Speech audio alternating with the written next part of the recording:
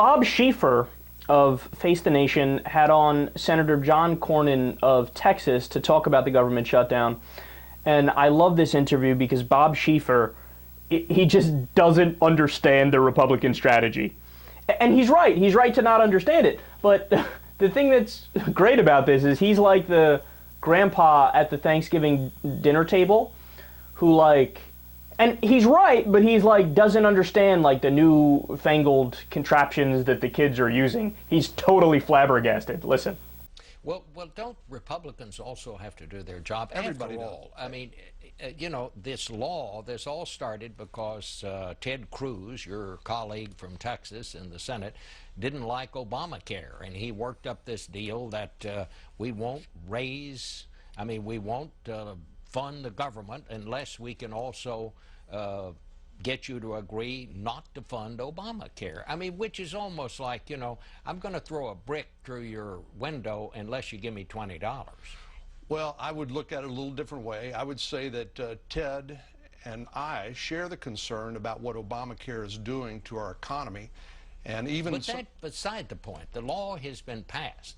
Why not keep the government running, and then everybody can sit down and decide what they want to do about it? Well, there should be a negotiation, and this government would still be up and running in full if Harry Reid had allowed Democrats to vote to eliminate the congressional carve-out, which treats them favorably under Obamacare, and to treat average Americans the same way the president has decided to treat business with regard to the Obamacare penalties. Senator, isn't there something wrong when you say we won't fund the government unless I can attach my personal wish list to the legislation every time we vote? I mean, I'd love to see the government find a cure for cancer, but I don't think you can say I'm not going to pass any funds for the rest of the government until NIH finds the cure for cancer. I mean, isn't that just kind of the same thing?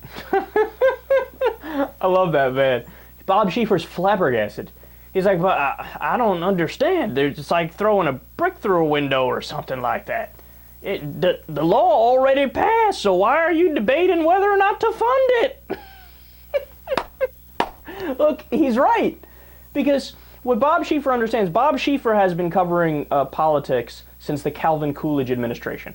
So he knows a lot, right? And look, whether or not I disagree with him on one issue or another, and there's many where I completely disagree with him, he gets the way the government functions. And what he understands is that, okay, you have all of the debate about a law when you're determining whether or not to pass the law.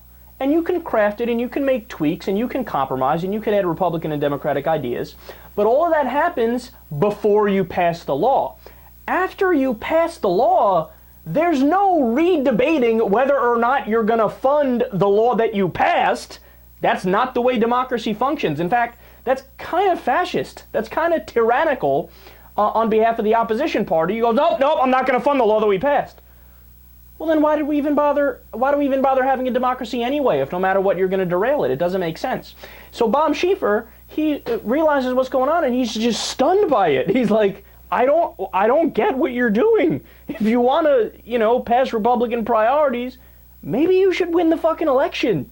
Maybe you should sell better ideas and then you get the American people to vote for you and then you pass those things. Now, I do have to correct one thing, of course, that Cornyn said there. I've heard this talking point repeated over and over ad nauseum, and it's so stupid. They go, all we want now is for Congress to not have the special exemption to Obamacare. I mean, look at this. They exempted themselves from the law. Doesn't that show you something about how bad the law is if they exempted themselves? Remember back when Obamacare was being crafted? What did President Obama say about 57,000 times? If you like your health care and if you have health care, don't worry. Obamacare has nothing to do with you. And in fact, if Obama didn't say that and didn't have that in the law, they would have never gotten up to the 60 votes that they needed because the Republicans were filibustering, right? And he would have never even gotten the conservative Democrats over to his side to vote for it, right? So because of the thing that the Republicans demanded the law have, that if you have health care, it doesn't affect you at all, now they turn around and go, God damn it, why aren't you subject to Obamacare? Because of the thing that you wanted. You wanted it that way, so that if you have health care and like it, you don't have to have any changes to it. And now we have a system. Congress, of course, has health care. It gets a tremendous subsidy, right? And they go, God damn it, you guys get subsidies. Because that's what you wanted us to do. We wouldn't have been able to pass the bill if we didn't have that in there.